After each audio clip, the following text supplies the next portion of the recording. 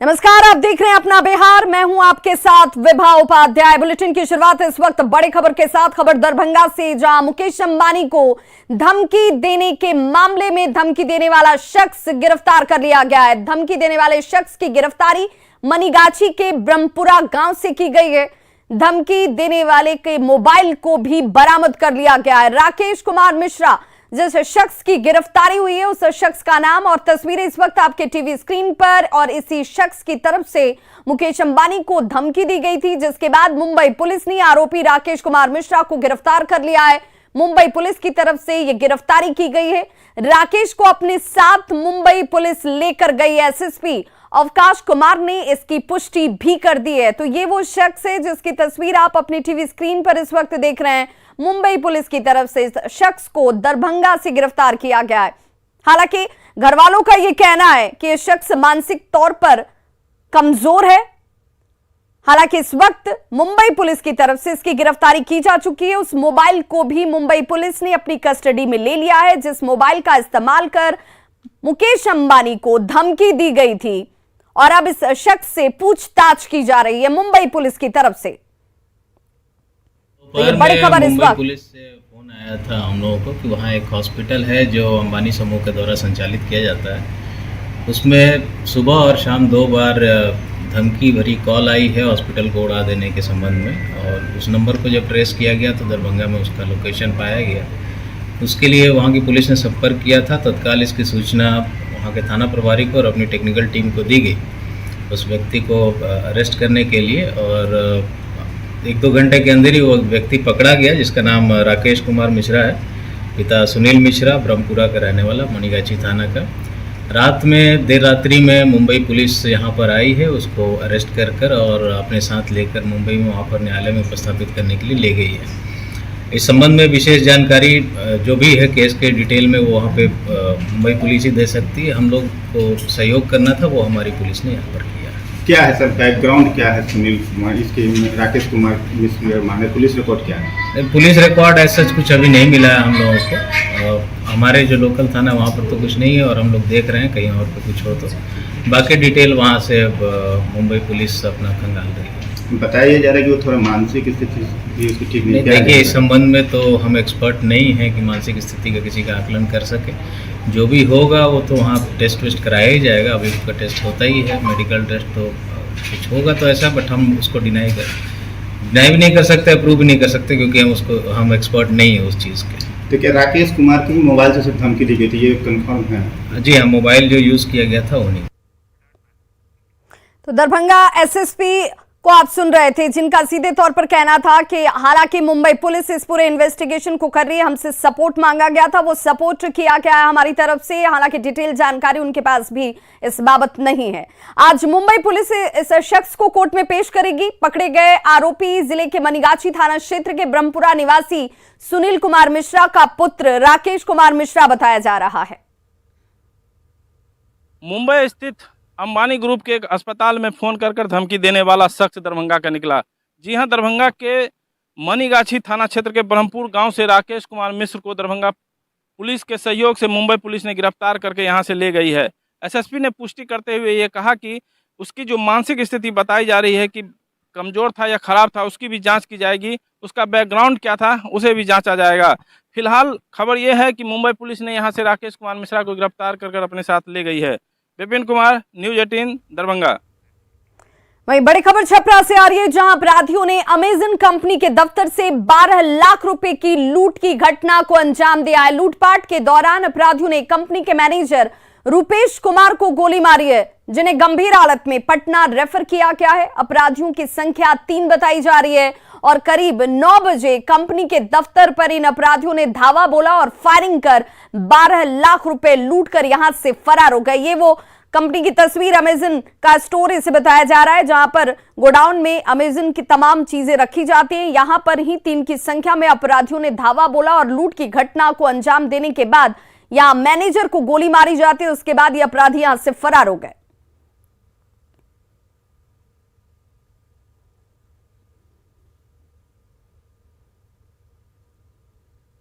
बाहर से हम लोग उस साइड में बैठे हुए थे, हम एक और लड़का बैठे हुए थे। यहाँ हमारे सीनियर बैठे हुए थे, टीएल सर थे, सुपरवाइजर थे और एक विशाल नाम का लड़का था। यहाँ बैठ के वो लोग डिस्कस पता नहीं क्या कुछ कर रहा था लोग। उधर से तीन आदमी आया हेलमेट लगा के, हाथापाई हुआ हमारे सीनियर से। उसके बाद उन पर गोली चलाया लोग, तो वो इधर वाला गेट से भागे, हम लोग भी इधर से गेट से भाग गए। गोली फायरिंग, कितना फायरिंग किया था? 2-3 किया था फायरिंग। इस वक्त बड़ी खबर छपरा से आ रही है, जहां पे अमेज़ॉन कंपनी के दफ्तर से या कहें उसके गोदाम से 12 लाख रुपए लूट की खबर सामने आई है। यहां पे पुलिस के अधिकारी पहुंच चुके हैं, मामले की छानबीन चल रही है। जैसा बताया जा रहा है कि यहां वेयर हाउस के जो एक स्टाफ थे उनको भी गोली मारी गई है, जिन्हें गंभीर हालत में पटना रेफर किया गया है। और अभी आप देख सकते हैं कि पुलिस के जो अधिकारी है वो इस मामले की जाँच में जुट गए। यहाँ DSP खुद मौजूद है जो कि इस मामले की छानबीन कर, इनसे हम बात करते हैं। सर, ये बताइए कि किस तरह की घटना हुई है, क्या बताया जा रहा है? 3 अज्ञात अपराधियों द्वारा अभी हिसाब चल रहा है, देखा जा रहा है, मिलाया जा रहा है, लेकिन ऐसा कहना है कि 12 लाख रुपया लूट किया है 3 अपराध कर्मी द्वारा। ये किसी को गोली मारी गई? हाँ, एक आदमी गोली मारी गई है, रुपेश कुमार सिंह, जो सिवान के रहने वाले हैं। टीम लीडर वही हैं, उन्हीं गोली मारी गई। छानबीन चल रही है? हाँ, छानबीन चल रही है। तो बिल्कुल जो DSP MP सिंह है वहाँ खुद स्पॉट पर पहुँच चुके हैं। उन्होंने कहा है कि मामले की छानबीन की जा रही है। ये वो गोदाम है जहाँ पे लूटपाट की घटना को अंजाम दिया गया है और अपराधी जो है जो 3 की संख्या में थे, आए थे और यहाँ पे लूटपाट के दौरान एक कर्मचारी रुपेश सिंह जो सिवान के रहने वाले बताए जा रहे हैं, उनको गोली भी मारी गई है जैसा बताया जा रहा है। फिलहाल ये पूरा मामला अब जाँच के दायरे में है। अपराधियों की धरपकड़ के लिए छापेमारी शुरू कर दी गई है। लेकिन आज सुबह जो सबसे बड़ी घटना छपरा से आई है, इसमें बताया जा रहा है कि अमेज़ॉन कंपनी के दफ्तर में गोली मार करके और 12 लाख रुपये की लूट की गई है और इस मामले की छानबीन अब जारी है। संतोष गुप्ता, न्यूज़ 18 छपरा। नवादा में अपराधियों ने 4 लोगों को चाकू और लाठी से हमला कर घायल कर दिया है। पहली घटना प्रसाद बिघा स्थित गैलेक्सी होटल के पास की है, जहां 2 युवकों पर अपराधियों ने चाकू और लाठी से हमला किया। पहले दोनों घायल हुए और घायलों में से एक युवक की पहचान JDU नेता के बेटे के तौर पर की गई है। वहीं दूसरी घटना नादिरगंज थाना के जाफरा गांव की है, जहां अपराधियों ने 2 युवकों पर चाकू से हमला किया है। हमले में घायल दोनों युवकों को इलाज के लिए सदर अस्पताल में भर्ती कराया गया। हालांकि अब पुलिस इस हमले में शामिल आरोपियों की तलाश में जुटी है। घटना के पीछे वजह क्या है, इसका खुलासा अब तक नहीं हो पाया है। जा रहे थे, अचानक से 4-5 लोग आए और मारना शुरू कर दिया। एक आदमी को चाकू ठोक दिया और मारने लगा। अच्छा, पहचानते किसी को? पहचानते सर, वहीं पे कल मेरा भांजा को मारा है, उसके लिए हम पूछने के लिए गए था सुबह में, कौन मारा हमको वही लोग का सर।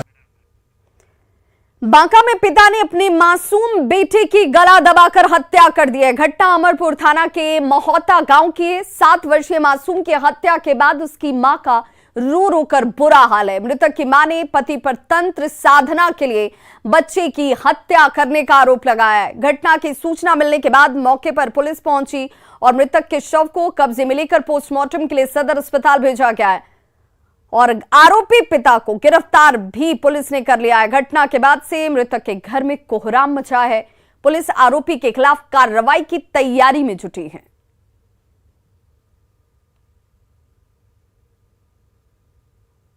अभी हम जब जोने की बच्चे बुतरुआ बोल रहे थे कि मोगे नुनू कुमन तबीयत खराब है, तब लेकर भाग गया है, मार कर फेंका।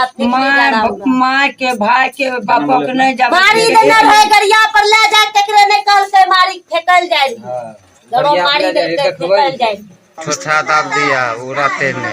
उसके बाद मेरा फोन किया, मरने के बाद लोग को दिखाने के लिए गया कि हमें हॉस्पिटल लेके जा रहे हैं। हॉस्पिटल लेके गया था? हॉस्पिटल लेके रास्ते से घूर के दिखा दिया खाली कि हम हॉस्पिटल ले गए। सरकारी अस्पतालों में डॉक्टरों के बायोमेट्रिक हाजिरी का डॉक्टरों ने विरोध शुरू करते हुए हड़ताल करने का फैसला किया, जिससे सरकारी अस्पतालों में OPD सेवा बाधित हो चुकी है। डॉक्टरों के हड़ताल की वजह से सबसे बड़े अस्पताल PMCH की OPD सेवा बंद हो गई है और मरीज परेशान और आक्रोशित हैं। PMCH में परेशान मरीजों से बातचीत की हमारे सहयोगी अमित कुमार ने। बायोमेट्रिक अटेंडेंस यानी कि हाजिरी का विरोध जो है आज डॉक्टर्स कर रहे हैं और आज जो है डॉक्टर्स हड़ताल पे रहेंगे।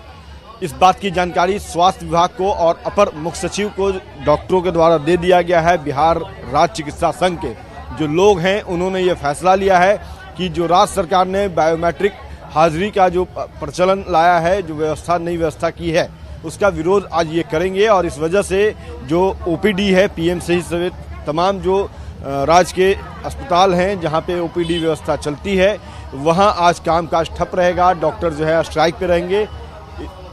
देख सकते हैं कि इस बात की जानकारी लोगों को नहीं होने के कारण लोग दूर दराज से यहाँ आए हैं, अपना इलाज कराने आए हैं। भैया कहाँ से आए हैं, क्या नाम है आपका? लखीसराय से। हमारा नाम फंटूस कुमार हुआ। ये बताइएगा कि आज आप लोग काउंटर पे खड़े हैं, क्या आपको जानकारी है कि आज ओपीडी सेवा बंद रहेगी? नहीं, इस चीज़ का जानकारी नहीं है, लेकिन हम देख रहे हैं टाइम ओवर हो रहा है तो इससे लगता है डॉक्टर्स जो हैं वो स्ट्राइक पे हैं। डॉक्टर्स का कहना है कि जो नई व्यवस्था हुई है हाजिरी लगाने की बायोमेट्रिक, उसका वो विरोध कर रहे हैं। क्या लगता है इलाज से ज़्यादा जरूरी बायोमेट्रिक सिस्टम का विरोध करना है? सबसे पहले इलाज होना चाहिए, उसके बाद बायोमेट्रिक का भी व्यवस्था रहना चाहिए। तो इसमें बहुत सारा दिक्कत हो रहा है। ये जो है ओपीडी है इस तरह नहीं होना चाहिए। जैसे खड़े हैं नंबर 1 पे आप, हम तो 6 बजे आए थे सुबह, लेकिन अब डॉक्टर नहीं आएंगे, कितनी मुश्किलें हैं। तब देखा जाएगा क्या। तो लोग हैं, इन लोगों का कहना है कि सरकार ने ये जो बायोमेट्रिक व्यवस्था लागू की थी ये डॉक्टरों को समय पर नियमित रूप से अस्पताल आने को लेकर की थी, लेकिन अब इसका विरोध जो है वो डॉक्टर्स कर रहे हैं। और ये तमाम जो लोग हैं वो इलाज कराने यहाँ हैं। इन लोगों का कहना है कि डॉक्टर्स का विरोध अपनी जगह है, लेकिन यह व्यवस्था कहीं न कहीं मरीजों को हित को लेकर के लिया गया और इसका विरोध नहीं होना चाहिए। कैमरा पर्सन अजय दुबे के साथ अमित मान, न्यूज 18 पटना। बिहार में महागठबंधन के अंदर मची खींचतान खत्म होने का नाम ही नहीं ले रही है। कृषि मंत्री के पद से सुधाकर सिंह के इस्तीफे के बाद सूत्रों के हवाले से बड़ी खबर आ रही है कि सुधाकर सिंह के पिता और आरजेडी के प्रदेश अध्यक्ष जगदानंद सिंह भी अपने पद से इस्तीफा दे सकते हैं। खबरों के मुताबिक जगदानंद सिंह आज शाम दिल्ली के लिए रवाना होंगे, जहां कल दोपहर उनकी मुलाकात लालू प्रसाद से होने वाली है और इसी मुलाकात के दौरान वो अपने पद से यानी कि प्रदेश अध्यक्ष के पद से इस्तीफा दे सकते हैं। ये बड़ी खबर इस वक्त सूत्रों के हवाले से।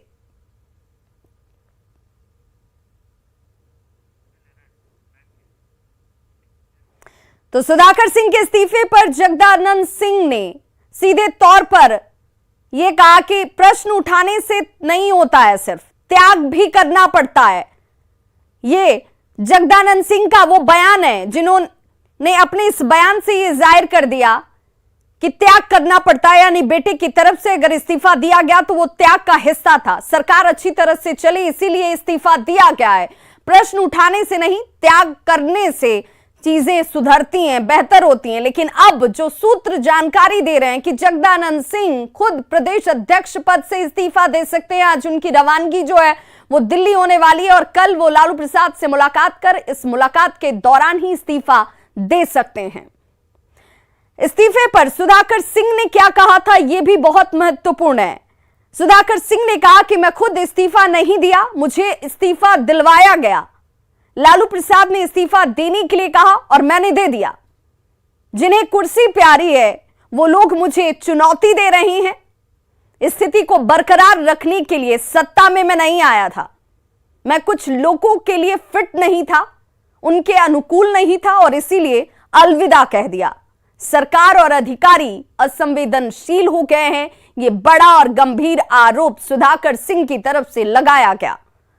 सुधाकर सिंह के इस्तीफे पर हालांकि बीजेपी की प्रतिक्रिया भी सामने आई, जिसमें बीजेपी ने कहा कि महागठबंधन में सब कुछ ठीक ठाक नहीं है। सुधाकर सिंह के इस्तीफे से महागठबंधन के अंदर का मतभेद जग जाहिर हो चुका है। सुधाकर सिंह के बाद जगदानंद सिंह को भी पद से हटाना चाहिए। जगदानंद सिंह को नैतिकता के आधार पर इस्तीफा देना चाहिए, बीजेपी ये कहती रही और अब सूत्र ये कह रहे हैं कि जगदानंद सिंह इस्तीफा दे सकते हैं। बिहार में नगर निकाय चुनाव पर रोक के बाद अब सियासी रार शुरू हो चुका है। पटना हाईकोर्ट के फैसले के खिलाफ बिहार सरकार अब सुप्रीम कोर्ट जाने की तैयारी कर रही है।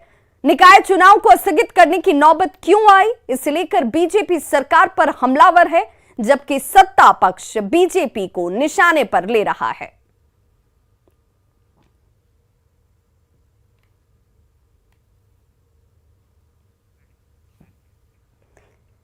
तो पिछड़ा आरक्षण के मुद्दे पर सरकार सुप्रीम कोर्ट जाने के लिए तैयार है, तो कांग्रेस ने खुद अपनी ही सरकार को कटघरे में लाकर खड़ा कर दिया है और कहा कि आरक्षण के नाम पर सवर्णों के खिलाफ साजिश हो रही है। ये बात तो सत्य है कि राजनीतिक तौर पर हमारे जो विरोधी हैं वो आरक्षण विरोधी रहे हैं, बीजेपी, और ये सरकार तो जेडीयू हो आरजेडी हो महागठबंधन की, तो आरक्षण के हितैषी रहे हैं। तो इसको लेकर के सरकार निर्णय लेगी और जहां भी होगा ऊपरी अदालत में इसके लिए गुहार लगाएगी। और जब इस देश में जरूरत पड़ी कि अति पिछड़े दलित ओबीसी के बाद उच्च जाति को भी आरक्षण देने की बात करनी है, तो वो नरेंद्र मोदी की सरकार ने इस देश में उच्च स्वर्णों को भी आरक्षण देने का काम किया। लेकिन एक बड़ी साजिश चल रही है आरक्षण के नाम पर। आप बताइए ना, बिहार सरकार में कितने ब्राह्मण मंत्री हैं? एक बड़ी साजिश चल रही है भाई, सवर्णों, मुसलमानों और दलितों के खिलाफ एक बड़ी साजिश आरक्षण के नाम पर चल रही है। इसलिए मुझे लगता है कि सबसे पहले इस बिंदु पर ध्यान देना चाहिए लोगों को। माननीय मुख्यमंत्री नीतीश कुमार जी ने राज्य सरकार के स्तर पर निर्णय किया है कि सुप्रीम कोर्ट में अति पिछड़ा के आरक्षण के सवाल को ले जाया जाएगा, और मेरा तो ऐसा मानना है कि राज्य सरकार सुप्रीम कोर्ट में अति पिछड़ा के आरक्षण के सवाल को लेकर के जीत हासिल करेगी।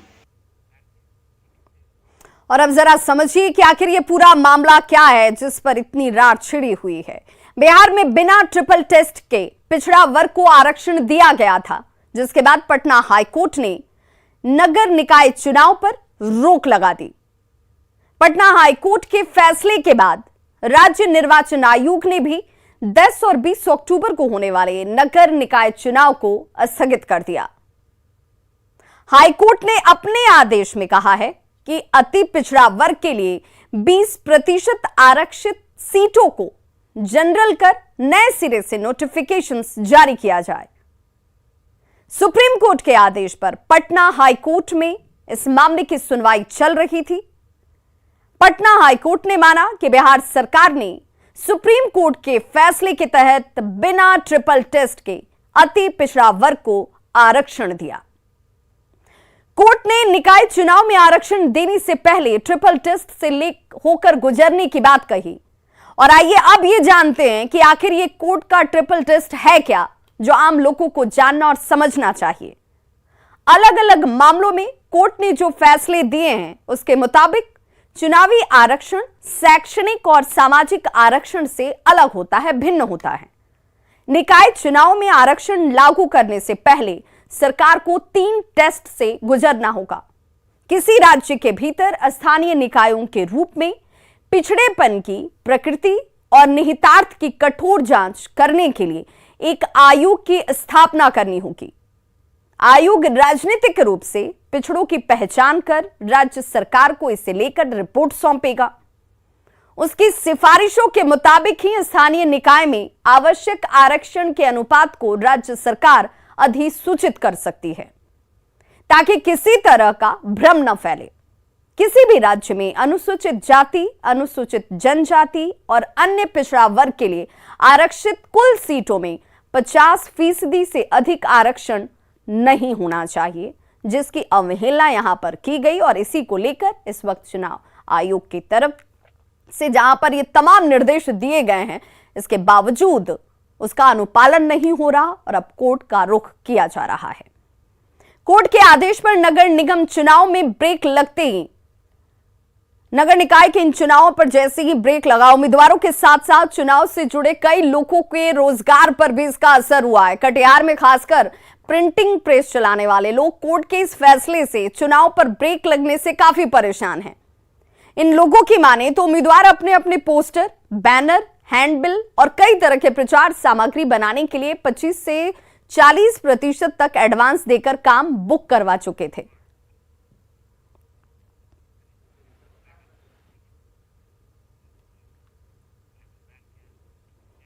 तो खबरों का सिलसिला लगातार जारी है। आप देखते रहिए न्यूज़ 18 बिहार झारखंड। यहां खबरों का सिलसिला कभी नहीं थमता।